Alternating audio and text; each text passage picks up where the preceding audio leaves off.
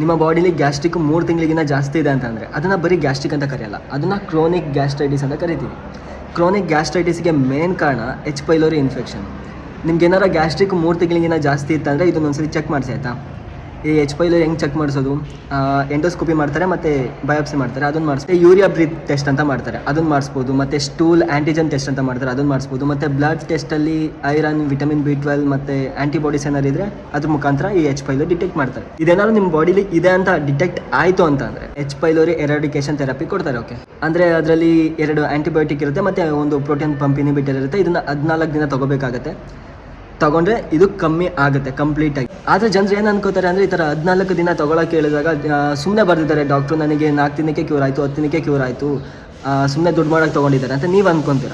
ಇಲ್ಲ, ಈ ಥರ ಎಚ್ ಪೈಲೋರಿ ಥರ ಬ್ಯಾಕ್ಟೀರಿಯಾ ಏನಾದರೂ ಕಂಪ್ಲೀಟಾಗಿ ನೀವೇನಾದ್ರು ಅದನ್ನು ನಾಶ ಮಾಡಿಲ್ಲ ಅಂತಂದರೆ, ಎರಾಡಿಕೇಶನ್ ಇಸ್ ನಾಶ ಆಯಿತಾ, ಮಾಡಿಲ್ಲ ಅಂತ ಅಂದರೆ ಅದು ನಿಮ್ಮ ಬಾಡಿ ಒಳಗಡೆ ಸರ್ವೈವ್ ಆಗೋಕ್ಕೆ ಕೆಪಾಸಿಟಿ ಬೆಳೆಸ್ಕೊಳ್ಳುತ್ತೆ. ಸೊ ನೀವೇನು ಮಾಡಬೇಕಂದ್ರೆ ಈ ಥರ ಆ್ಯಂಟಿಬಯೋಟಿಕ್ ಏನಾರು 14 ದಿನ ಕೋರ್ಸ್ ಮಾಡೋಕ್ಕೆ, 10 ದಿನ ಕೋರ್ಸ್ ಮಾಡೋಕ್ಕೆ ಹೇಳಿದ್ರೆ ಅಂತಂದರೆ ನಿಮಗೆ ಮಧ್ಯದಲ್ಲೇ ಕ್ಯೂರ್ ಆದರೂ ಕೂಡ ಅದನ್ನು ಕೋರ್ಸ್ನ ಕಂಪ್ಲೀಟ್ ಮಾಡಿ. ಮತ್ತು ಈ ಕ್ರೋನಿಕ್ ಗ್ಯಾಸ್ಟ್ರೈಟಿಗೆ ಟ್ರೀಟ್ಮೆಂಟ್ ಏನು, ಟ್ರೀಟ್ಮೆಂಟ್ನ ನೆಕ್ಸ್ಟ್ ವಿಡಿಯೋದಲ್ಲಿ ಹೇಳ್ತೀನಿ. ಈಗ ಹೆಚ್ಚು ವಿಡಿಯೋಗೋಸ್ಕರ ನಾನು ಫಾಲೋ ಮಾಡ್ಕೊಳ್ಳಿ, ಯಾಕಂದರೆ ನಿಮ್ಮ ಆರೋಗ್ಯ ನನ್ನ ಆದ್ಯತೆ. ಧನ್ಯವಾದ.